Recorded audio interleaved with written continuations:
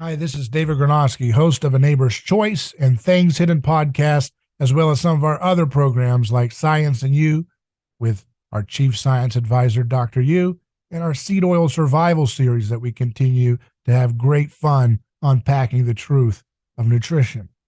I wanted to give you a quick little message saying we appreciate all the support that we get from our uh, monthly contributors and our one-time donation supporters.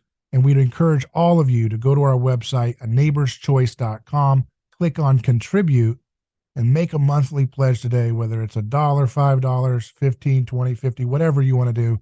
Doesn't matter. Just be a part of building this new media project that we've developed to empower and inform, to inspire, to kickstart a scientific renaissance, an anthropological breakthrough and reformation in the church. All these things are possible with your support right now.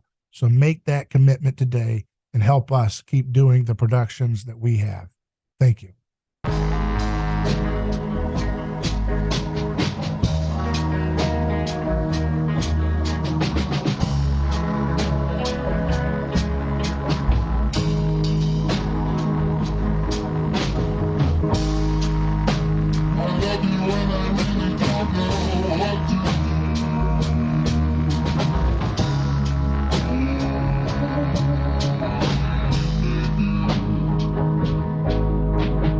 So we're going to talk today with Will Spencer about the idea of what is it about America that makes it potentially something that can be a resilient, perhaps a sustainable society with growth.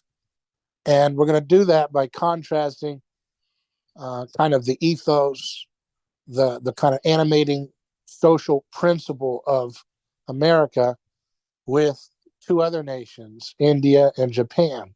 And I got this idea I saw a Twitter tweet from Will Spencer, my guest here, that kind of contrasted the three countries. And I thought that's a great idea to unpack further. So, Will, thanks for coming on.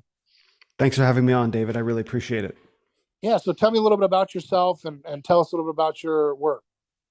So I host the Renaissance of Men podcast, which is documenting the 40-year rebirth of masculinity that's happening around the world. And so I participated in that. Again, it's been going on for 40 years.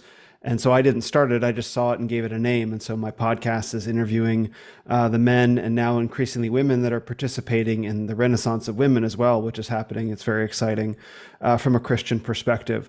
So part of what led me to start the podcast, in addition to exploring the totality of the dialogue around masculinity, we'll call it, is as I had wanted to backpack around the world solo for about 15 years. I discovered the desire to do that in the year 2000. And it took me about 15 years, actually, but 16 years, actually. In 2016, I left San Francisco, sold everything I owned, and started traveling. I left the city. I had a carry-on sized backpack, and that's all that I had for about 4 years. And so during that time, I went through South America, Asia, Oceania, so like Australia, New Zealand, East Asia, and then India, and finally Nepal. So I didn't make it all the way around the world. I had in previous trips been to Morocco and Africa and countries in Europe, but I have been to all 6 inhabited continents. And so as part of my travels, as part of that journey between 2016 and 2020, I had to do a lot of reflecting on what made the countries I was visiting unique. And 2 countries that I actually had to give a lot of thought to were Japan and India. And so Japan came relatively early in my trip, about 6 months in. Around September of 2016 is when I first went to Japan. But it took me 3 years after that to prepare for traveling through India because it was so intense and so difficult. And India and Japan could not be further apart on the spectrum of what we might call industrialized nations. And so I had to figure out, how do these countries become what they are, and what do they have to say about my home country, the United States? So when I saw that tweet you mentioned and I replied to it, in the nature of differences between India, Japan, and the United States was something I'd given a lot of thought to. All right, very good. So there's a lot there that I wanted to kind of get at. So Sure. Let's back up to what you said. What are you talking about when you say a 40-year renaissance? I like the word renaissance. That's a word that has had some good has relatively always been a very positive word. It's not a Yeah. controversial word. Everybody wants to use the word Renaissance. Reformation has loadedness into it. Revival has a loaded term in terms. You get people wanting to fight, but Renaissance, everybody typically likes the word Renaissance. What do you mean by that, and why? What are you talking about with 40 years? Yeah. So I first discovered that men were talking about what it means to be a man today. I first discovered that around the year 2013 with an organization called the Mankind Project. And so the Mankind Project led a weekend men's initiation that was very powerful for me.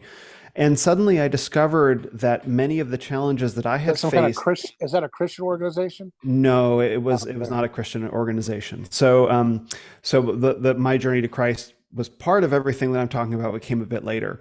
So the Renaissance of Men, the Mankind Project, it was this weekend men's initiation, and it got me thinking about seeing this entire basically retreat center full of men going through so many of similar problems.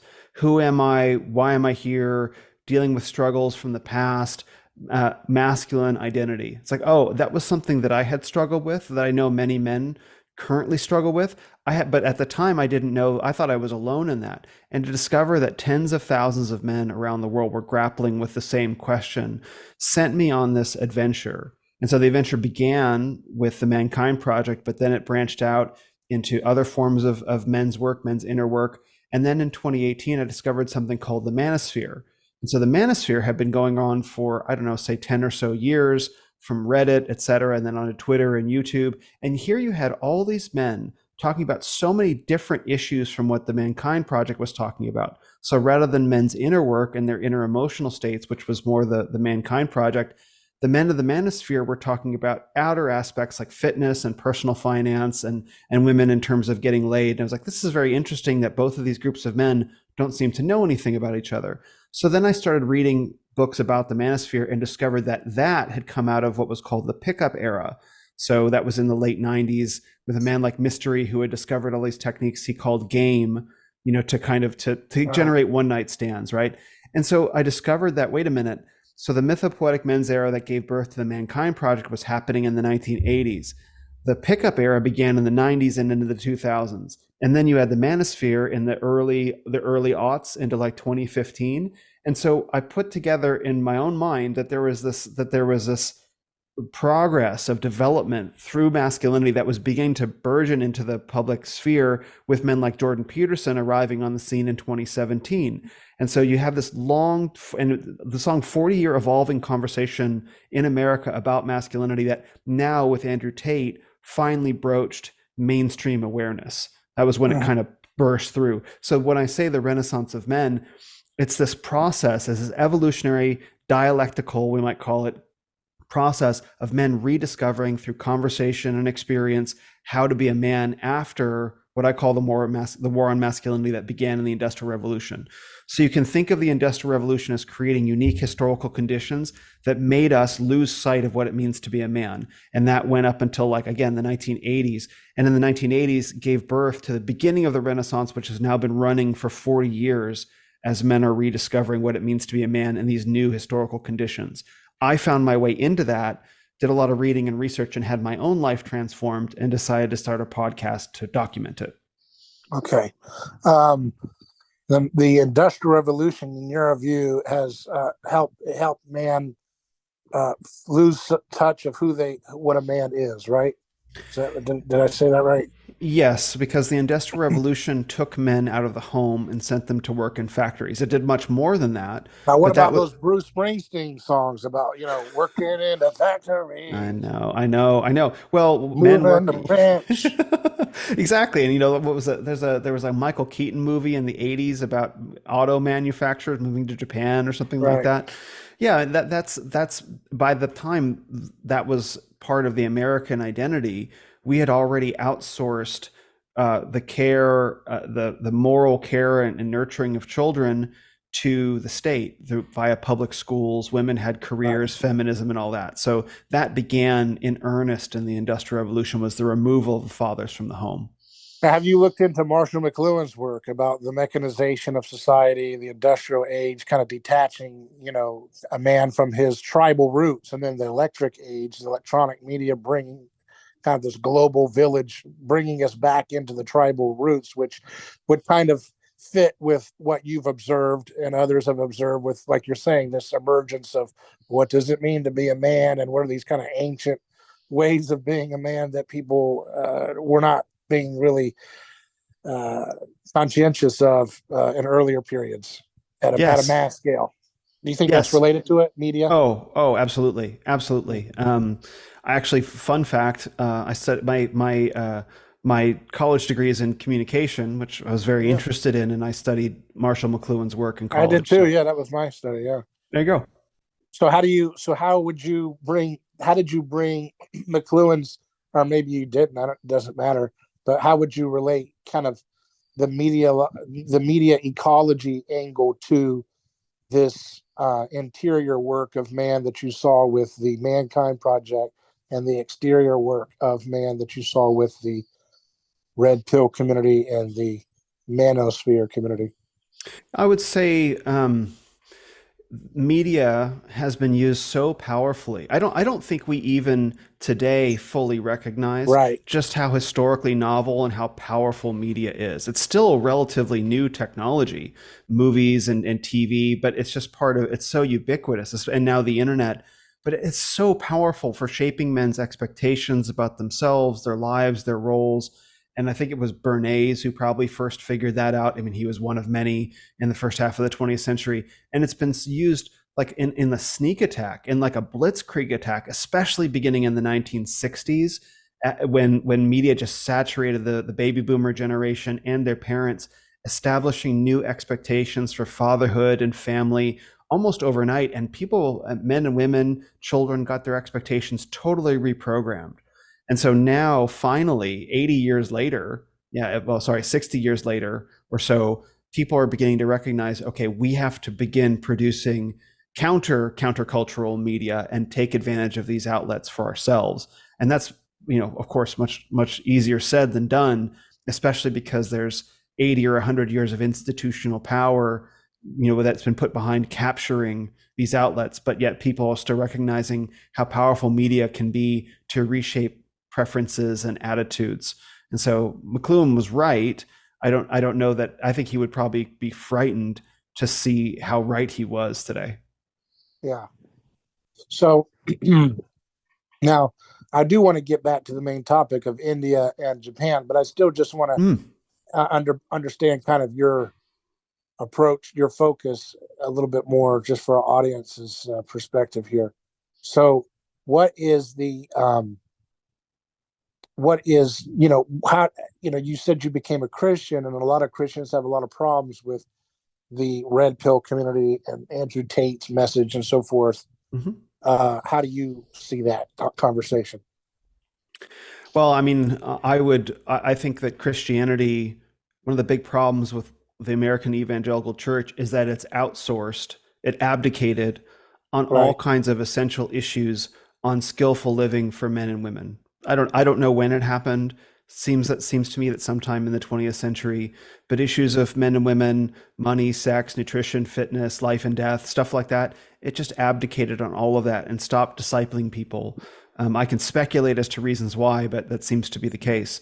And so what happens when you take essentially theological observations about the nature of man, the nature and purpose of man, and when you take them out of the church and you put them into the public square, anyone can come along and pick up those truths and start using them for their own ends.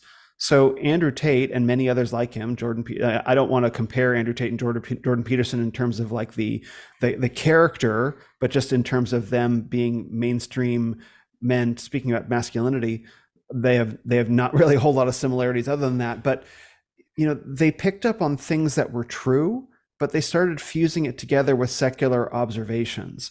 And so what the church does, it seems to me, is it takes these grains of truth that men out there in the manosphere, the red pill community, mainstream, doesn't matter, and it can't separate the meat from the bones, right? Okay, so fine, I get that. But the problem is you threw the meat out there in the first place. So really, like, you guys were supposed to be the ones talking about this stuff. So pick up the object, separate the meat from the bones, and recognize that the meat is captured in Scripture, and start preaching that. And that's a much harder process. So what do I think about it? Go ahead. Oh, well, go ahead, finish your thought. And yeah. Oh, I was just want to say that what I think about Andrew Tate is, obviously, as Christian men and women, and not just him, but men like him, we have to be discerning and recognize what in there has value and what in there has resonance, and then use it to point us back to Scripture to show us what was already there to begin with, and begin taking ownership of that. So they should point us back to what we already know and have lost, which is a larger conversation about masculinity in general in our society. It's kind of what, the idea that if your soil is deficient and your farming practices are deficient and you produce nutrient deficient foods, right, then you end up having a population that has to take supplement outside of its meals, right, because its vegetables, its fruit, and its meats are not containing the materials that they used to be, and that's kind of what the church has done. Is you don't produce nutritionally rich food, then people, in order to overcome problems they have, if they have mineral imbalances or low thyroid or whatever, they're going to seek out supplementation outside of if the church is the kind of the meat producer is supposed to be. If it's deficient, it will be eventually the market will kind of produce supplementation that may end up taking people into direction outside of where they want to go, actually, right? So the key is to get the soil right, to get the food right, so that you get a full, complete, nutritionally sufficient food market, or whatever you want to call it, if that's the analogy. The Bible uses food as a metaphor anyways, milk and meat and so forth. And to extend your metaphor, I think that's absolutely spot on. Thank you for that. That's a brilliant metaphor, and I'll, if you don't mind, I'll use it. I'll credit it back to you as well. Sure. I think what people aren't quite ready for is that if you begin developing nutritious meals, you begin finding there are people within the church that are very invested in making sure that men don't get nutritious meals. And that's why would they do that? Why would they do that? I don't know. The hobby. It's just it's a casual interest, perhaps. Yeah. Why would there be people inside the church that have a vested interest in making sure the church is nutritionally deficient? That's a great question. Right. That is a great question. Yeah, for sure. And there are either actively the question of act. Go ahead. Right, but that's what Christ encountered in his work, is that the religious authorities were always keeping their populations in a nutritionally deficient spiritual state. Yes, so, absolutely. It's kind of a prophetic picture of what the church itself would become through the ages many times. And not that it's always a failure, but rather that is going to be the temptation of religious structures and authority in the name of Christ, is to miss the point of much of the gospel drama, which is Christ in contention with religious authorities, meaning to keep the public kind of down in a lower state of nutritional feeding from the Spirit, and so that's always going to be the tension between, yes, you need structure, but also Christ is found outside the camp in terms of really where he's really heard, on the cross. Well said. All right, so we've had a lot of fun with that. So let's go back to India and Japan, and we've got great listeners from Japan and India, so be very careful about what you say. We don't want to kill a sacred cow today. Pun intended.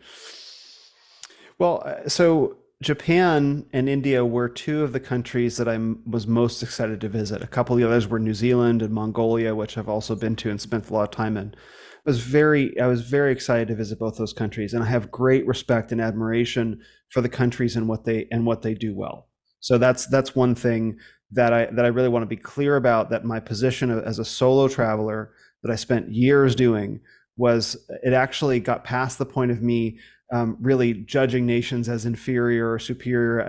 I don't know that's something that really sticks in the way that most people do it. What my travels really did was open me up to see the ways that each country struggles uniquely against its own challenges, and to honor that and appreciate that about each nation, including America, including and especially America. I developed a new appreciation for my home country. Again, I left San Francisco, so I probably would have identified as being a liberal in 2016. And by the time I got home in 2020, I was pretty much I was a raging conservative, basically. But not That's fun.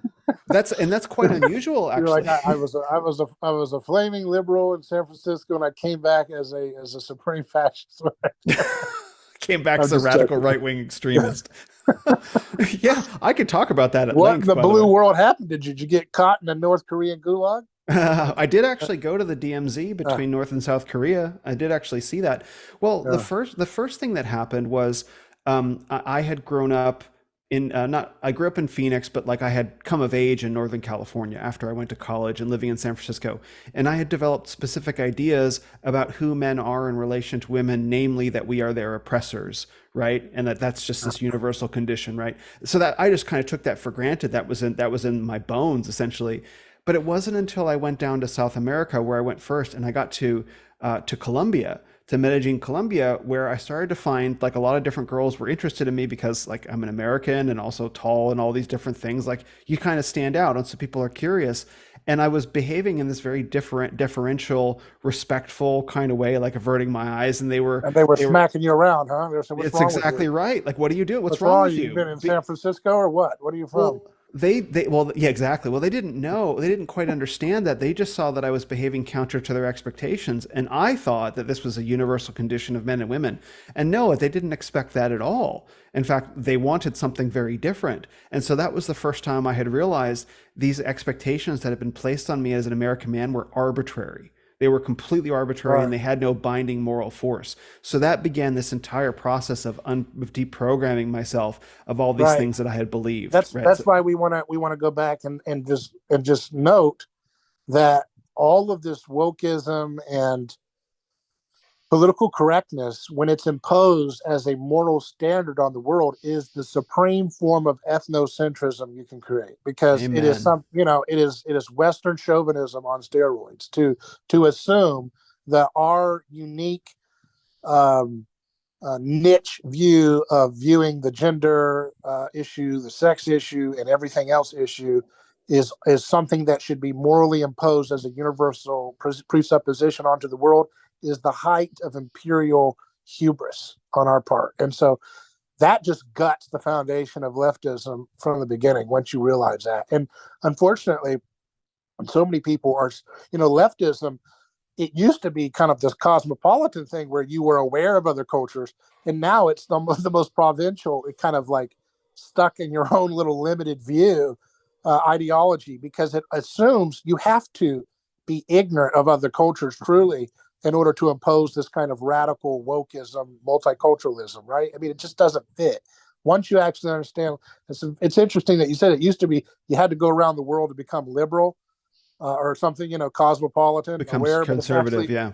but that's what liberalism is, so reactionary and so dim-wittedly ethnocentric that it doesn't understand how much it's imposing on the world.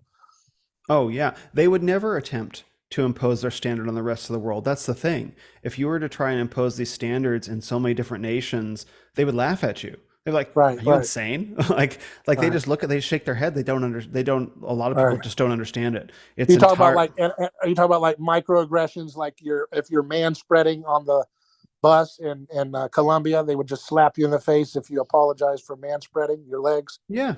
Yeah, Yeah. I mean, exactly. like you go, like for example, I went to Mongolia, right? And Uh, in Mongolia, the division of labor between men and women is pretty clear because they live a rural agrarian lifestyle.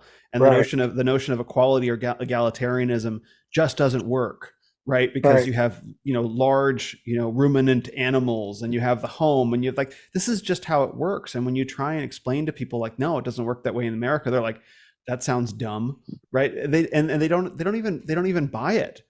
Right. Because their life works so fundamentally differently in that they actually have to encounter reality. They're not sheltered from reality by Uber Eats and Amazon and Facebook or whatever, and being able to just disappear into a digital world. They actually deal with the world as it is. And What so what what were the what were the women and men doing in Mongolia? Well, the men tended to the herds, right, which can be anywhere from sheep to cattle and horses. And the men that I saw, a lot of them they didn't ride around on horses, but some did. Some had bikes, and the thing is, in Mongolia, there are no fences. It's not like if you go to Montana or different places in America where you have cattle that are fenced in lots. These cattle roam freely in herds, right? And so the men are riding around checking on the state of their cattle. And while they're busy doing that, they're communicating with men from other villages, sharing news, etc., because they don't have the internet. Like some of the locations I was at, they barely had like rudimentary cell service, right? Probably only for emergencies. And meanwhile, the woman is at home taking care of the children. They live with their elderly family members, preparing food, cleaning, etc. And so the men are taking care of the herds. Sometimes the women will also milk the cows or the cattle if they can, depending on the herd. And so that's just kind of how it works, right? The man is out there protecting, taking care of the herds, making sure that, there's no danger nearby, protecting the family, and the woman is at home managing the household. And then the man comes home at night and is able to do the things he's able to do around the home. And that's just how it has worked for thousands of years with yurts. And when they need to move the yurt gets packed up in a day and driven someplace else and set up, and they take their cattle or they take their herds with them. And that has been their way of life that is essentially unchanged for literally thousands of years. And Right. everyone's happy and no one feels like they're oppressed, and life is equally hard for everybody. And so it was a beautiful thing to see and experience. And How long were you in Mongolia? I was in Mongolia probably for a month, maybe as long as 6 weeks. So I went all the way as far west as you can to the Altai Tavan Bogd National Park, which is where like Russia, China, Kazakhstan, and Mongolia all meet, just the far western border. And I went into southern Mongolia, the Gobi Desert as well, and some of the grasslands. And when you do these travels, were you doing traditional hotels and stuff, or were you just immersing yourself? No, I was doing hotel hostels for the most part. Hostels. Mm-hmm. Like if I really needed a hotel and most part I had shared room situations, but if I really needed a door and some privacy, I would do that from time to time. But so were you kind of like an ad hoc field anthropologist in some sense, right? You're trying to like observe what's going on. That's cool. eventually what it turned into, because I'd wanted to have a certain amount of adventure. But over time, what I was learning, because I was older, a lot of people will travel in their early 20s. I was in my mid to late 30s. And so traveling as an adult is very different as traveling as a kid, even a young adult. And so I found that I was more interested in the cultures over time, that I was more interested in the cultures I was experiencing than having adventure. So yes, sort of an ad hoc anthropologist. I'm going to borrow that too. Thank you. Well, why did India and Japan stick out for you? Let's now get to the heart of the tweet that you posted. Tell me, where do you want to start? You went to Japan first, okay? Yeah, I went to Japan first. Yes. How long were you there? I was in Japan probably for about 8 weeks total. I went all the way up north to Sapporo on Hokkaido Island, and then I went as far south as Hiroshima and to the Seito Stayed in Inland people's Sea. homes or hostels or on the ground or hostels and guest houses and capsule hotels. So ryokans. Did you go into some country inns? Yeah, not particularly nice ones. Yeah, okay. I wasn't like you can really blow the budget up in Japan with some really nice ryokans. Yeah. But I didn't do those. Yeah, I preferred to stay. I actually had a really good time staying in a capsule hotel, which is basically like a giant bunk room with like honeycomb style beds, and they give you a uniform when you came in. It was a little bit like a prison. Actually, it was a really great experience in Osaka. So they're trying to bring that to the world now in little capsules. So. Yeah. We call them tiny homes in America. Yeah.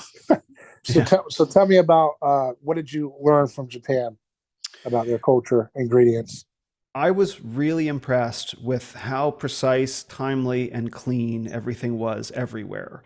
And what really struck me about Japan was the quality of the food.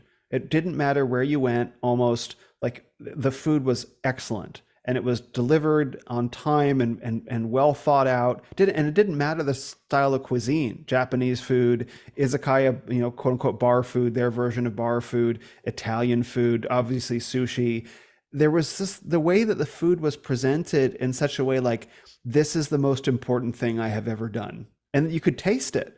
And Right. so that to me was incredibly powerful. And then of course what Japan is known for, the trains running on time, how safe it is no matter where you go, etc. And, And you and can so literally leave your wallet on the top of a burglar's nose, and he will keep it there for you. I'm just actually, joking. well, before I even went to Japan, I had a friend who was a musician, and his wife was Japanese. They were living in Japan at the time. He was on the way to his wedding on the subway system, and he was all dressed up in his tux, getting ready to go to that, and he left his laptop on the train, which had his Wow. entire music collection, like everything he'd produced on the train. And so he gets off the train and realizes it, and suddenly he's either got to go to his wedding or chase after his career. And he made the right decision. He went to his wedding, and then his laptop was returned to him completely unmolested. Only Yep. in Japan. Only in Yeah. Japan.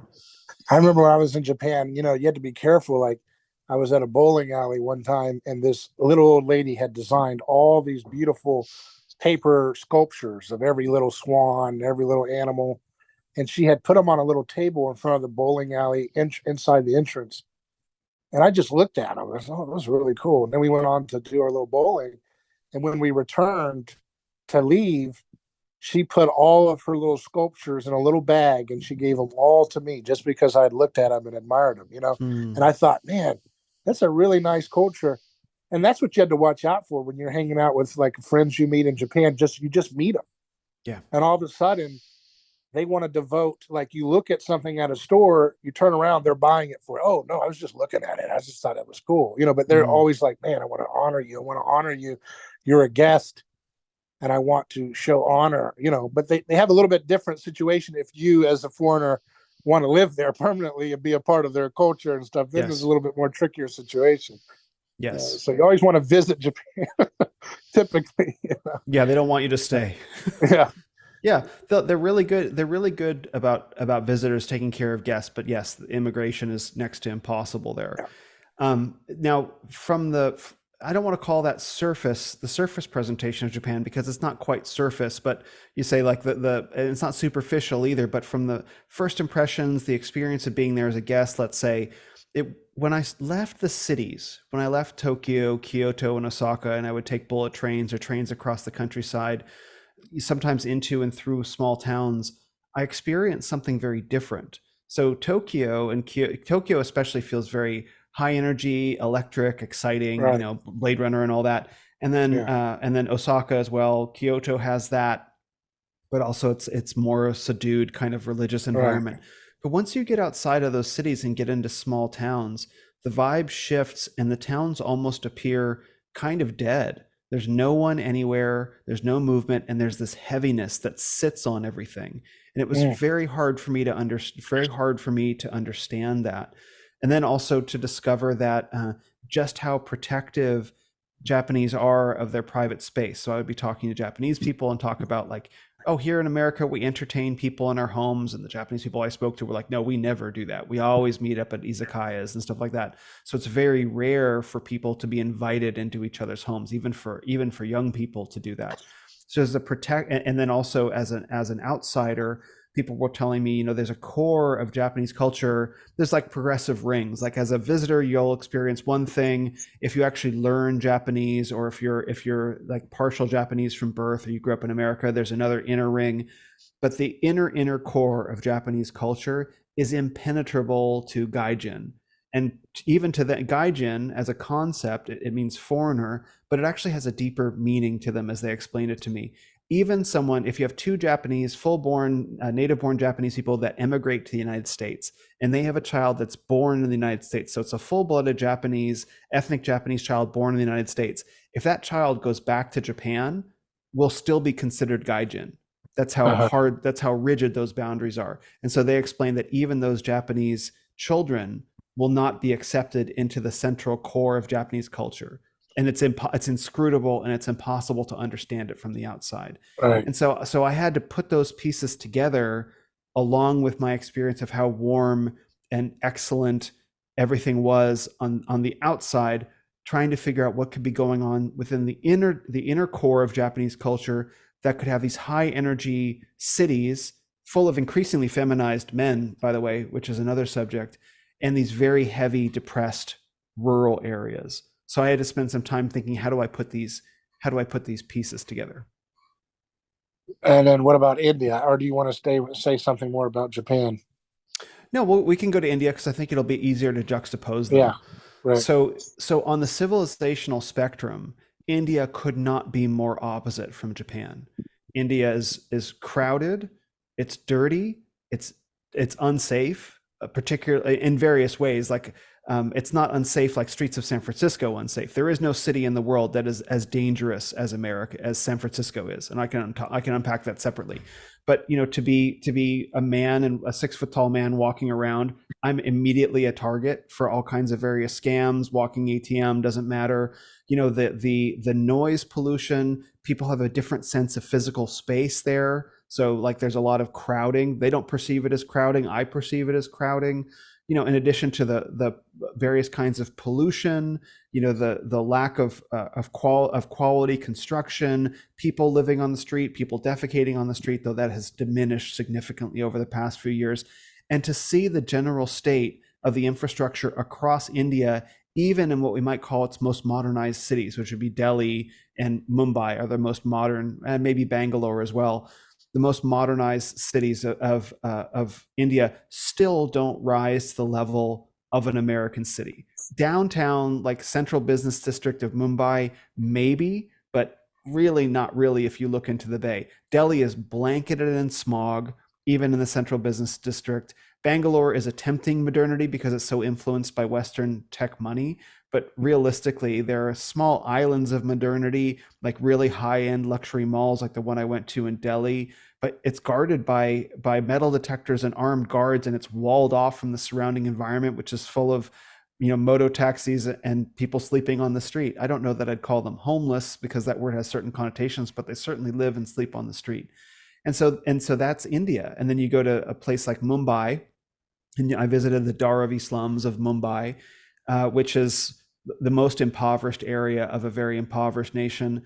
And it's like Star Wars. There's no other way to describe it. I don't mean to caricature it. I don't mean for it to sound at all, I don't know, at all whimsical. Let's say it's like another planet, walking through these very tight, cramped alleyways, you know, with quote unquote wet corners because they don't have running water to many of these apartments that people are living in. Broad daylight, by the way. So we're walking in daylight, but in these cramped, dark alleyways, navigating with a guide, right? And so there are wet corners, and that's where people go to relieve themselves in the corners because they don't have toilets in their homes. And there are collective bathroom facilities outside of this that dump right into a river that goes right into, I think it's the Bay of Bengal on the West Coast, right? Full of pollution. And it's like, you just can't imagine it. And this is everywhere. This is everywhere throughout India. There is no place in India to turn off the India. You're always just there. And so I had to figure out how two countries, now look, by the way, India has an incredible wealth of cultural resources, of religious and spiritual resources, of artistic treasures, of foods, you know, et cetera. So I don't mean to make it all sound that way. In fact, one of the things that people say the most about India is that it's a land of contradictions. How can a land with so much, you know, cultural wealth be so deeply impoverished materially? So that's the juxtaposition. So, but I had to figure out, how could a nation like India and a nation like Japan exist on the same planet? And what does that have to do? And how does that relate to my home country of America? And those two countries in particular, they were a real paradox for me. They could not be more different on a surface appraisal of them. And what was the saying you said in India they used that means just good enough? Jugaad. Jugaad. I think is how it's spelled. And how did you learn that word? I first heard about it in reference to technology. Why there were so many, why America had been contracting with so many Indian companies for in tech. So if people in America, tech companies didn't want to pay full price American workers, they would hire Indian workers who would get the job done. They would just, and they would use the term like Jugaad. And there was a very famous book, I think in India, is called Jugaad Economics or something like that, about how India's unique make it work ethic it feeds into its success in technology. So where things can be cobbled together, and if they function, great. But then when I learned Jugad, and that was the ethic of not only technology but the country itself, everything came into focus. Where I looked around the entire country and said, everything almost in India is Jugad. It's just good enough so that it works. It doesn't not work. It doesn't work well. Doesn't work exceptionally well, but it does work and it does function enough to create a civilization. Is it safe? Is it clean? Is it fostering for human flourishing? No. But does it work? Yes. Yeah. And then the Japanese, was there a saying that summarized their ethic that you noticed? I don't remember hearing one, but there probably is one. But I was aware of like in the 80s we called it kawabunga for Japanese excellence. Yes. Yeah. I mean, and maybe, and maybe there's some truth in that, but there was a sense where the people I talked to spoke about how important their honor was. And that seems to be the association that we have with Japanese culture, that your performance in any individual task that you do, and this showed up, as I mentioned, in the food, your family's honor is riding on your performance. And so when they say your family's honor, it just doesn't mean your parents, and your brothers and sisters. It means your grandparents and your great grandparents. You are the inheritor of your entire lineage's sense of honor. And if you fail in your task, your entire lineage is essentially shamed by your poor performance. And so it's very other, very other in terms of Jugad. I remember in Japan, the only word that I would use to get around for everything was the word "hai," which means yes. And I would just say "hai" about everything, and everything I needed was always worked out. But so you have this two different cultural situations, and then you situate America. Now, what makes America different from both? Well, the first thing that I recognized about America, well, having spent 6 months in India, I backpacked for 6 months across all of India, and that was basically the end of my travels. I ran out of juice after that because it took so much energy for me to see as much of the country as I could, and I did see quite a lot of the country. And I've noticed that. That reminds me. I don't know if this is what you're saying, but it reminds me. There was a guy we had on. I think I've had him on this. Yeah, I have. And he used to be a missionary to India, and I think he got utterly burnt out. Yeah, just exhausted, like just drained completely. I don't know why. It's complicated the way he talked about it. But is that what did you get burnt out, or you were just, or it was just overwhelming, or what happened? One of the things that I first heard upon getting there was that Western nervous systems are not adapted to the Indian culture, because there's so much stimulation, there's so much energy and movement and chaos and smog and noise that it's very overwhelming. And there's no way to turn it off.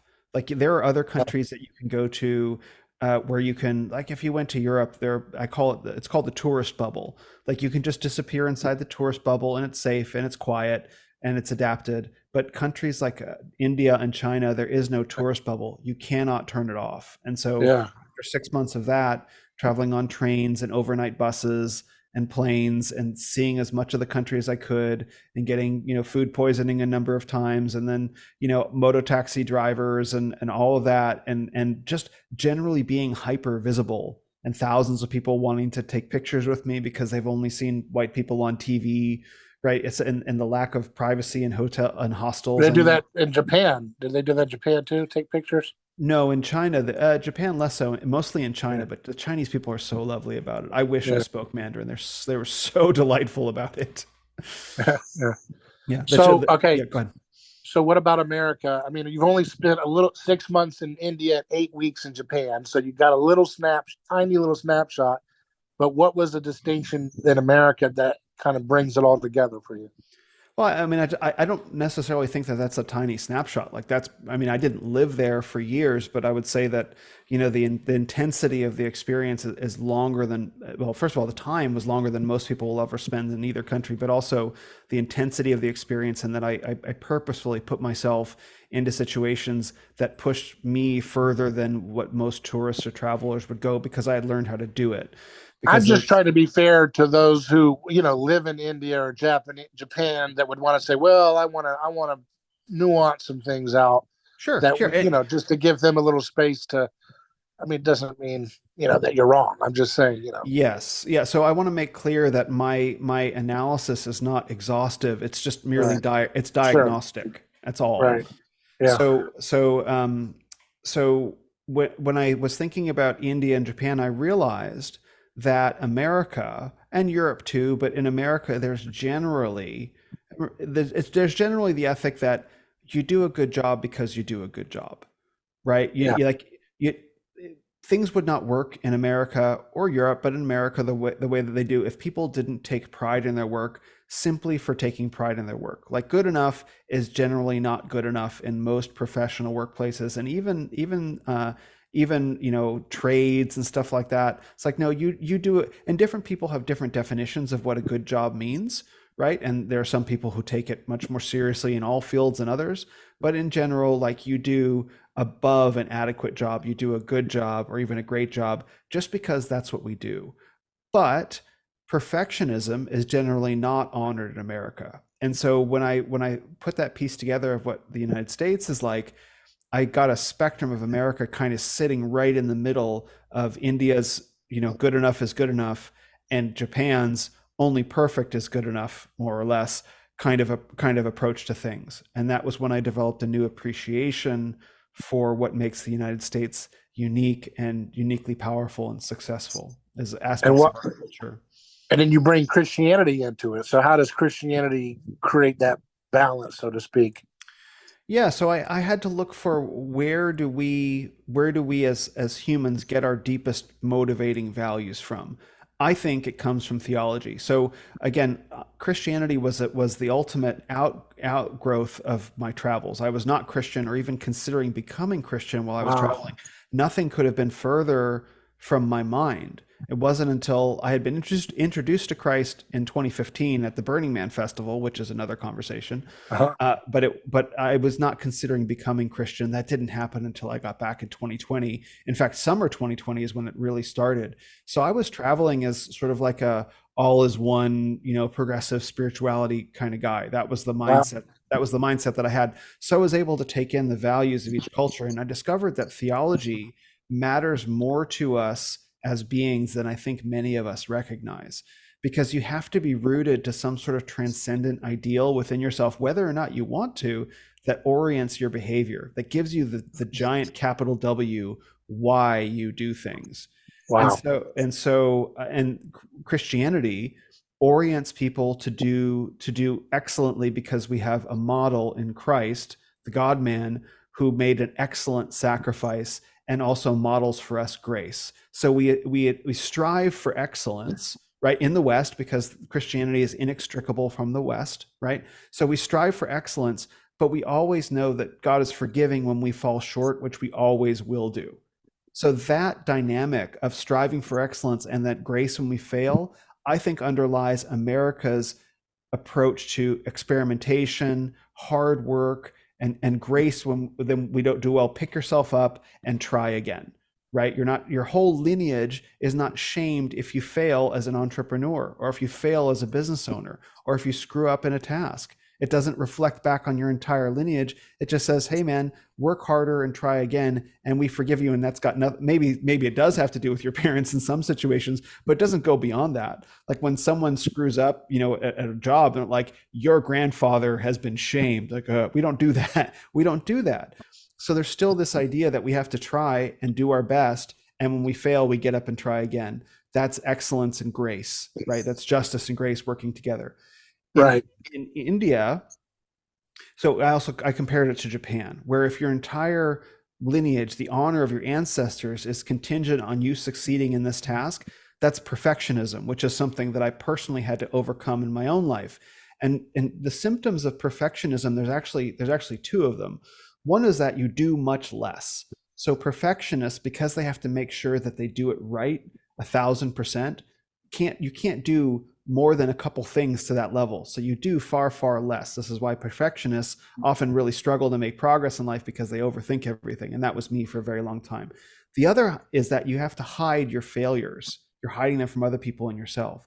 And so this perfectionism that I saw as being motivated by a genuine sense of honoring the ancestors led to this feeling of pressure and intensity that was hanging over the people of Japan. And now they have a crashing birth rate as well. So it motivates people to excellence, but it also constrains the flexibility of the society, that they're not able to bend and flow with the times in the way that America has been. Now, naturally, crashing birth rates in Japan have so many factors to them. So I don't mean to make it sound monocausal, but I couldn't help but make the conclusion that if your entire ethic is based on honoring your grandparents and not shaming your entire lineage if you fail, you probably won't try a whole lot of things. That's just natural human response to stressors. So I know there's much more to it, but that was the first conclusion. Similarly, when I was in India, the Jugad ethic. So in the West, we don't really understand reincarnation as a concept too well. Now, I believed in reincarnation. That was a big part of my progressive New Age spirituality. It was like unquestioned, right, attitude. But in America, we still have a progress kind of oriented mindset, attaining enlightenment, becoming a bodhisattva, whatever, right? That's just kind of the way that the American New Age has interpreted it. That's not precisely how it is necessarily in Hinduism. It's that the soul is evolving slowly over eons, millions of years, with small incremental improvements at best that you can expect in one lifetime. So if at best you can hope for is not heaven at the end of a righteous life, but you're going to be reborn into a slightly higher caste to repeat another lifetime of suffering or dozens more lifetimes of suffering, if your only expectation is small incremental improvement life over life, then you're only going to work to improve things incrementally. You're not going to take big risks. You're just not going to do that, especially not in a cultural environment, where you have an image of excellence and heaven and grace to work with. So that was kind of where I rooted like the expectations of the many Indians, not all, but many Indians, being only marginal improvement in a lifetime. Now, that doesn't sound terrible, but when you blow it out to a civilizational level, you get a civilization that only makes progress like at a crawl. And Wow. and that seems to be true. That seems to be true in other nations as well. Why? But don't Japanese folks have some reincarnation beliefs too, or isn't that, or no? I'm not sure. I'm not sure. They're a largely atheist culture, Buddhist, atheist, and animistic with Shintoism, right? Shinto, yeah. So Shintoism, yeah. I don't remember what does Shintoism have. They don't have reincarnation, do they? I don't know. No, I think Shintoism is more Taoism is very similar to like a nature based religion, like a sort of an all is one kind of mindset. That would be like Shintoism.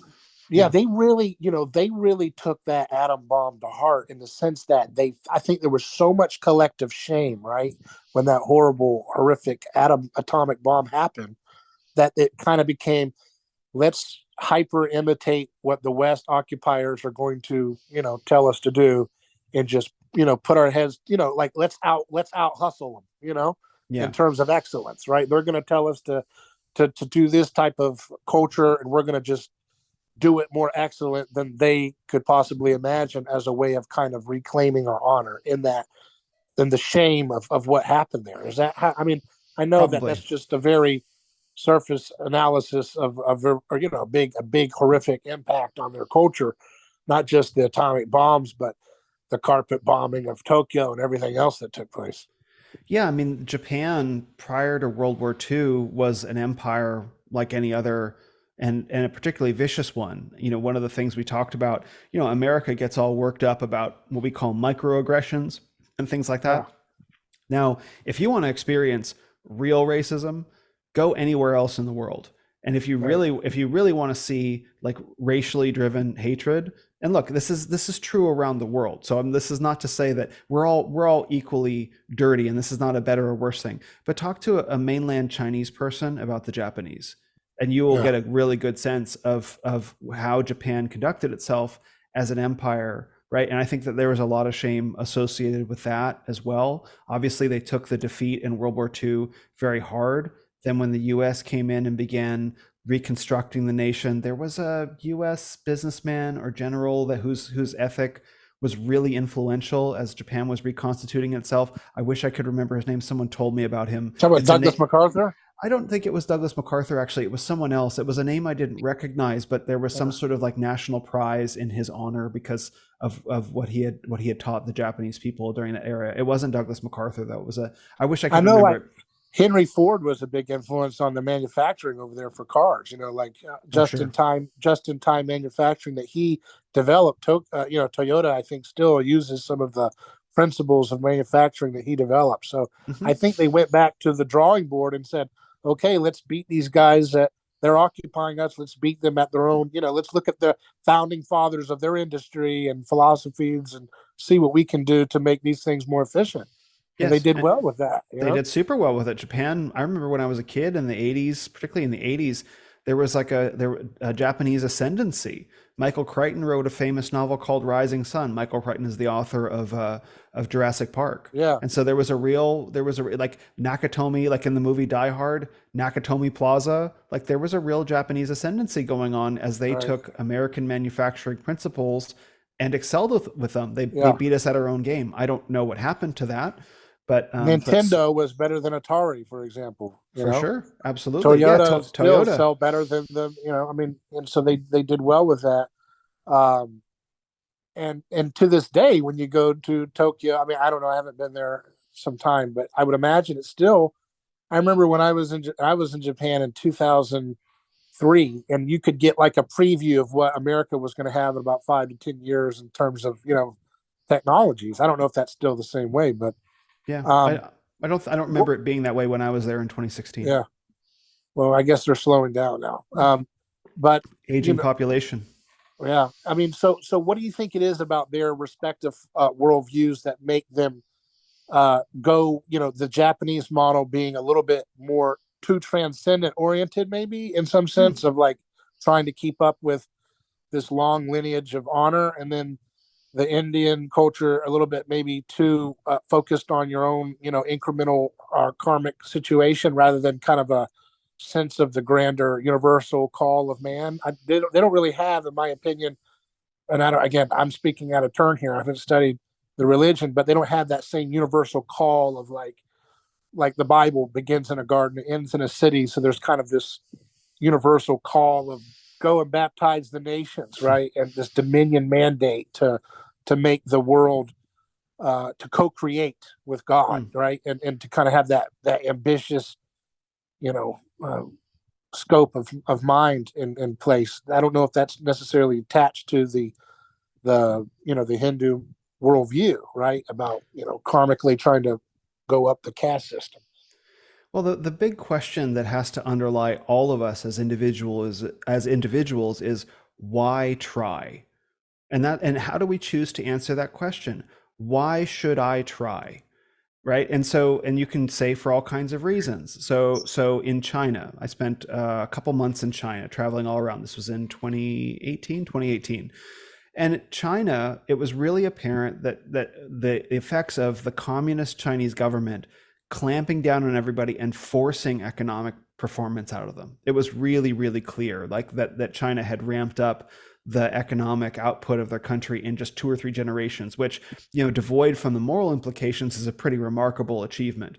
But the reason why you try in China is because government says you try, right? That's why you try. But when you do that, you don't get people being inspired to give their best because you're coercing them from the outside. So while I was there, I was in a national park. The name of it escapes me right now. It was the national park that the opening scenes of Avatar were modeled after, with the floating islands. It was modeled after that. It'll come to me in a minute.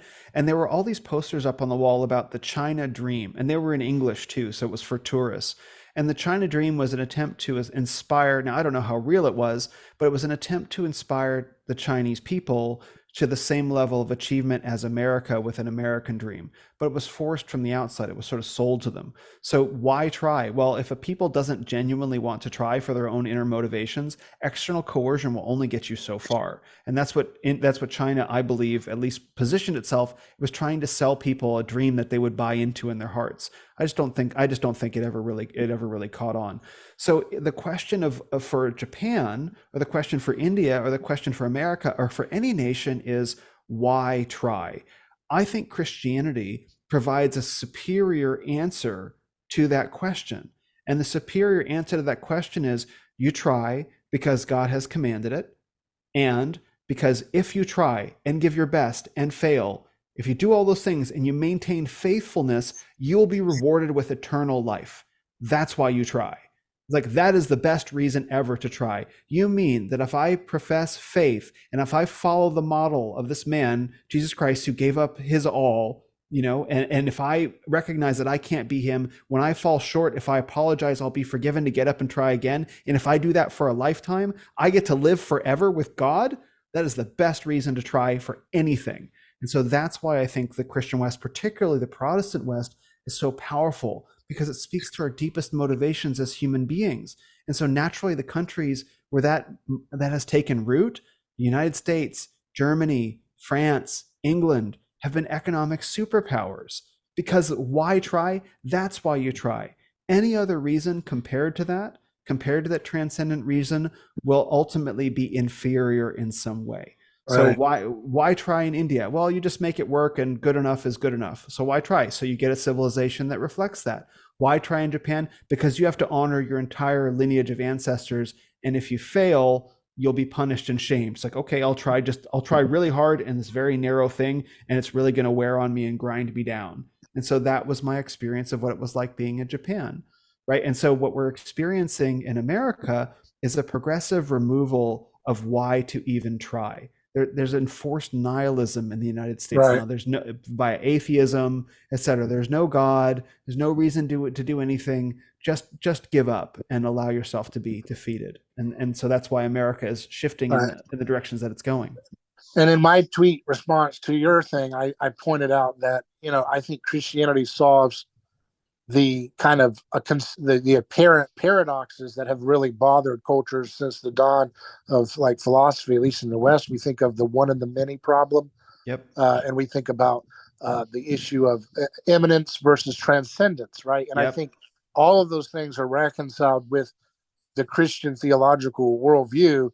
For example, the one and the many, God is both one and many, and that if we believe that we're made in the image of a God that has family as part of his being and self-giving, self-emptying love, that is what allows for a worldview to take hold in the heart and minds of society that's particularly careful about the things in which we mimetically model for those around us in shaping their sense of self. If we think that self is only derived from our own desires, then we won't be conscientious of the mimetic nature of how we come to be human, right? Individually shaped. So the Trinity reveals that and gives us that anchoring point. Also, you think about with Japan, I always say Japan is one of the most efficient forms of a sacrificially enclosed pagan society, in the sense that in ancient societies, they actually had to do the pharmakos ritual of, eliminating a common enemy, burning a scapegoat at the stake to create catharsis and unity. They had to eliminate one for the preservation of the many. Like Caiaphas talks about, it is better that one die than the whole nation perish. Japan so well made that, they made that format of civilization so efficient that they don't have to actually scapegoat. The people will scapegoat themselves in the form of the highest suicide rate the world's ever, seen, because they go out and they eliminate themselves as the scapegoat, kind of like how the demoniac in the story of the Gadarenes in the northern part of the Sea of Galilee, he self-stoned. He was hitting himself with stones.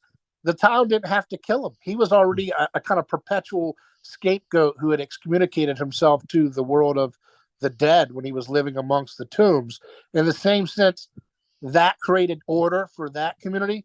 So too, Japan has so well refined the scapegoat mechanism that you don't even see it. Scapegoats take care of themselves through the shame of sacrifice. I see in India a similar kind of dynamic, but I think for whatever reason, I think this has to do with I know I'm just sketching out a few ideas. Please, this is great. Add. Yeah, I think India, the reason why perhaps they they didn't have that, so Japan was more of the one, right? It's one, one unified, body, the Japanese culture. With India, you have a lot more of the mini part where people are not united. I think Britain tried to kind of impose this concept of like a Western nationalism, into their culture. But the way in which Britain interacted with them, they brought print, the technology of print and the whole worldview that comes along with newspaper and text into that culture and kind of try to impose that on them. Whereas when Japan is infected by America, it comes in the form of TV and radio and things like that. So I think what I'm trying to get at is that I think that the way in which India was encountering some of the modern, Christian derived principles, it kind of came at a more cataclysmic way. I think print trying to when Great Britain is running India and trying to impose its worldview, the form in which it's imposing is not going to take. It's not going to be quite as saturated and effectively imitated by the culture. And there's a lot of factors for why that is. But to this day, if you're stuck in your caste system, there's no real ability to have that kind of American dream mindset, right? Like I can go from, the lowest slums to billionaire. That is a worldview that's kind of new and alien to the Indian culture, I would say. It's something new that hasn't really taken root. And so if you're stuck in your kind of caste and you can marginally move up, that's going to shape your view of work production and excellence and dreaming and I think a lot of folks, from what I understand in India, there's an extreme amount of envy towards those who are performing high performance. If they're excelling, it's kind of like the culture wants to hold them down because it's, especially if they're not, signified as from a caste that is supposed to be, in a position of wealth. Mm-hmm. Yeah, those are both really great analyses, and I think they're probably at a deeper level than I was at, but I think that they're probably spot on. That you definitely have like the suicide forest in Japan, Yeah. like that's a whole thing. It's quote unquote a tourist destination, and then yes, the caste system in India. Yeah, I mean, if from birth, and whether they acknowledge it or not, the caste system is still operative. Right. I don't know that it has political force in the way that it once did, but it's still there. And if your expectations for life are defined by your birth and at your birth, and and that's it, then naturally you're going to perform only up to the highest standard expected. But we're a nation haunted by a god who shows up in a food trough. We're a nation haunted by a god who shows up in a food trough. What do you So say? you can be, Unpack that. That means Jesus was born in a manger to a woman who would look like someone of ill repute because she's giving birth to someone who apparently, from the human perspective, maybe it looks like he's a bastard child. Sure. So God shows up in the lowest caste you could kind of conceive of in I see. Intentionally, and he becomes the king of the universe, right? So that's the story we're infected with. Yes. That's the story that shapes our country's dreams. Yes. That's the story that makes people like Nikola Tesla want to come to America to experiment with the wildest engineering physics he can conceive of, right? It's that space of like, I can be an immigrant, which is considered to be the lowest caste in many countries, but I can come here and I can like change the world, right? With working with the kings of the universe at the time, Westinghouse and Morgan, J.P. Morgan. These are the pharaohs of his time, and this guy comes to a land that's haunted by the gospel that gives space for the marginalized one and the misfit and the outcast, such as an immigrant like him, and he's able to contend and work with the highest, biggest oligarchs the world's ever known. So that's only possible with Christianity, like you said. Only Christianity allows for that kind of fluidity of an outcast immigrant coming into a country he is a misfit. He's hearing, I'm just talking about Nikola Tesla as an example. He's having dreams. If you read his biography, he's having these visions. In ancient society, they would have stoned him as demon possessed easily. But because he was in a Christian country, which harmonizes the one and the many and harmonizes the transcendence of God with the immanence of God, that God is both present as our neighbor and as the prisoner and as the naked and as the outcast, as Jesus says, with the sheep and the goats. When you've come to the foreigner, when you've come to the naked, and clothed him, you've clothed me. When you've come to the person who's hungry and fed him, you fed me. When you went to the prisoner, you fed God. Like he's both supremely immanent and with us, and yet supremely transcendent and outside of us at the same time, right? And only can be understood through the Trinitarian balance of Holy Spirit, community, Jesus as both God and man, and Father God as the creator outside of the universe, but yet fully enmeshed in it incarnationally. That's what allows for the kind of dreamscapes that we have in America.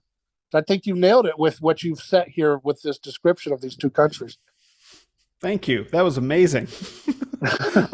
I agree with absolutely all of that. I Yeah. love how you highlighted, just how radical an idea it is that not only does God condescend into human form, right? Does he come to be with us, Emmanuel, God with us, like born in a manger, like a life of a peasant, right? And he had no form that we should look on him. Like Jesus wasn't a good looking dude. He was just an average looking guy. That was so crazy when I read that. Like that could be the guy sitting next to you on the bus, like he just walked around like he had no handsome pleasure, or had no handsome form to him. But then he died a criminal's death. Like Right. He rides on betrayed. a donkey. What a joke. Who rides on a little donkey? Can you Yeah. imagine what that would look like if you saw a guy on top of a donkey in your Right. city? Exactly. Yeah. And it's just so that paradox that the creator, the word, became flesh at the lowest flesh, and he washed his disciples' feet. Like it's incomprehensible. It's staggeringly incomprehensible. And he takes over the Roman Empire a few hundred years after his death. Yeah, by giving up his life, right? Right. That was why the Jews rejected him, Right. and It why they starts with continue the to. first Roman who sees him and calls him truly, this is God's son, right? And before you know it, his whole empire is taken over by the guy that he was, crucifying or officiating his execution. Yes. So it's so fascinating that we're in some sense in jeopardy of losing it. But I would say to take heart, because it doesn't mean that we should not be very much concerned with advancing the Christian message, but we have to understand that Christ always conquers in being expelled. Yes. So that's the trap that the West can't get out of, is that once Christ infects a culture like a yeast working itself through a loaf, it will conquer that culture. And the only way in which the culture can rebel from Christ's yoke is by trying to create more and more elaborate counterfeit versions of his cross, right? And more elaborate versions of his concern for victims and the least of these. And so as they continue to do that, by imitating Christ, it will further sow the destruction of the tyranny that's trying to outcompete his Christness, right? Like I always say, the West and its concern for victims through the form of wokeism and so forth, it is coveting the martyr's perch of the cross of Christ, but it can't handle the weight of it. And so what we have to do is just be aware of that and be confident that Christ is king, and that any of the cheap imitators, including Western oligarchs that want to rule the world in rivalry with him, will be defeated by him, because his infection is thorough and they can't run from him anymore, because it says it's hard for thee to kick against the pricks. You can run, but you can't hide. He's got you.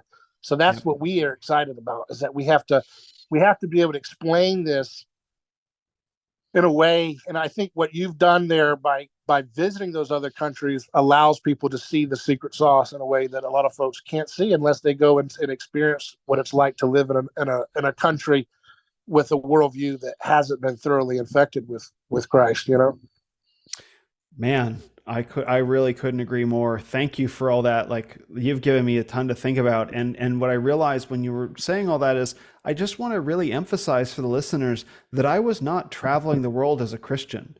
I was traveling the world with a all is one, all religions are equal paths up the mountain mindset. That was exactly the set I was in. There was no thought in my head of ever becoming Christian. So I just want people to know that I wasn't approaching these countries viewing them through any kind of biased lens. Right. It was me being on the ground, accepting, at the time that all religions are equal paths up the mountain, but having to figure out, what am I experiencing? What am I seeing as an adult? right? Not treated as a kid, as an adult, able to ask questions and speak to grown men running businesses and women and all that stuff and families, right? Being able, how do I assemble the pieces of this picture? And it only made sense later once I became Christian, but in that also to recognize the deep pain that every human being in every nation on the world, on the surface of the world, feels. And so everything, all the assessment that I'm saying is not in a better than, worse than, Right. holier thou. That's not the intention. The intention is to diagnose the way that the various illnesses in our cultures show up as ill health. And America certainly has many of its own, and so does England, and so does Germany and Australia and New Zealand. And I can tell you about all of those.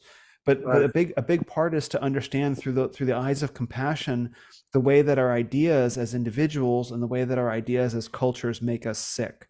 And America has plenty of ideas that make us sick as well. I think we also have a big idea that can make us well and can make the rest of the world well also. And that's my intention for making these analyses, is wanting to see and believing that the world can be made well.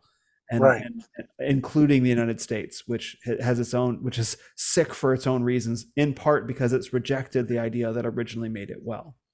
Well, I like the quote by Jesus that says, "Behold, I make all things new," and that includes Japan and India and Mongolia and the United States of America and everywhere else. That, nothing will be left unturned over and examined in history by Christ's kingdom, and the knowledge of the Lord will fill the earth as the ocean is wet. That's what Habakkuk chapter 2 talks about. So that's going to happen in history.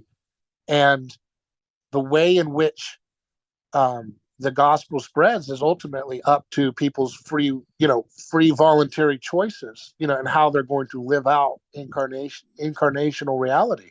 If we imitate Christ the way he opens up the opportunity to do, the sky is the limit at what we are able to do in terms of advancing the kingdom. But I do have confidence that Christ is in control of history, and that we will baptize all the nations in that image. So that's an exciting thought to leave with. So I really appreciate your time, and a great discussion, lots of great informative things to think about. And I think our audience will be really interested in thinking about some of the things you've talked about with the different countries. Where can people stay involved with what you're doing and watch and view your content? First of all, thank you, David. This has been an amazing discussion, the best discussion I've ever had of a podcast that I've been on. So thank you for inviting me on and sharing your thoughts with me. You've given me a lot to think about, which I'm very grateful for. So if people want to keep up with me and the things that I'm doing, you can follow me on Twitter or Instagram at Ren of Men. That's like Renaissance of Men, but shorter, RENOFMEN at Ren of Men. Same on YouTube at Ren of Men. You can get on my email list. You can follow me, all over social media, and you can find links to all of that by going to renofmen.com/links. I also have a one-on-one men's mentorship and a men's accountability group called The Council, and all of that is at renofmen.com/links. Well, very good. And maybe another discussion we can have in the future will be about the Christian implication for men and women, because you set that up nicely, and that's something to unpack further for another time, perhaps. I'd be very grateful for that discussion. All right, very good. And again, folks, you can stay in touch with us at A Neighbor's Choice by emailing me hello@aneighborschoice.com. I'm David Gornoski. Godspeed.